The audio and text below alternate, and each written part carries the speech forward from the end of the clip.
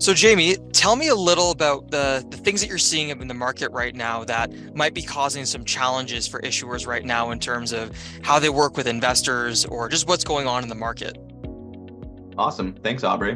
When I think about how investor relations officers are looking at the market right now, I said one of the things that I think is on top of mind for all IROs is engaging with the right investors, making sure they're meeting with the right people, making sure they're using management's time effectively, and just making sure that they're either on the road enough or that they're meeting with the right people. And so when you look at that backdrop and given where I guess the market has been this year, which has kind of been an interesting story in general, what are some of the things that you and your team have been helping our clients do to be more successful in that backdrop? Yeah, absolutely, Aubrey. And I like that you called out the market this year because what we're finding is you have some sectors that are having great year-to-date performance, like some of the technology names, but we're having other healthcare names that might have had somewhat either a flat or down year. So what we're doing with our clients is really making sure that they're on top of the right people in their story, they're meeting with the right investors, they're utilizing all the tools available to them, making sure that they're doing the correct due diligence, and just really optimizing their IR program. And any interesting stories that you'd want to share that exemplify, I guess, how Q4 has been helping our clients do that? Yeah, absolutely.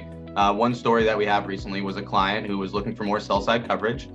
They had only a small handful of covering analysts, one of them being a Credit Suisse analyst and one of them being a UBS analyst. As we know, they're going to lose one of those analysts, so they're trying to find a new person to help cover them. And this is a challenge that we do see with some other IROs as well. But what we were able to actually uncover is through looking through their email alerts, we were able to find an analyst who covered a lot of names similar to theirs. And what this allowed the client to do was create a warm introduction with that sell-side analyst. They reached out and they said, hey, we know you're on our email alerts. We know you cover some of our peers. Like, would you like a conversation with us? And ultimately that will lead to a more fruitful relationship with that analyst. And that ability to see those email alerts is something that we offer through our engagement analytics product, which you as a surveillance leader here can leverage in terms of helping to serve our clients better and help them really understand the breadth of engagement happening across their organization's investment story and why that's important in terms of their ability to reach out to the right investors or analysts to have those types of warm introductions, it sounds like.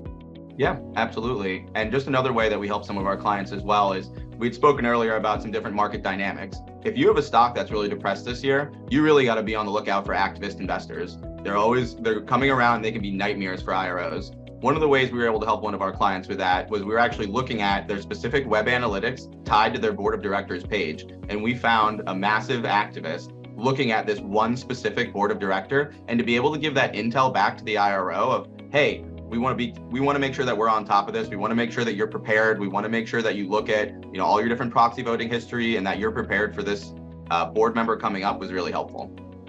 And that sounds like something that is pretty unique in terms of what we can do for our clients, which is really exciting. I think, just kind of wrapping this up, Jamie, what advice would you have for, IR teams out there to be successful in this market right now?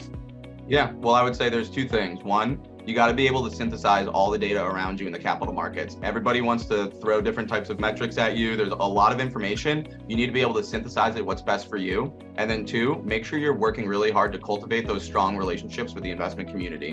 When everything goes haywire, you need to use and lean on those relationships to really elevate your IR program. Perfect. Thanks a lot, Jamie. Appreciate your insights as always. Thanks, Aubrey.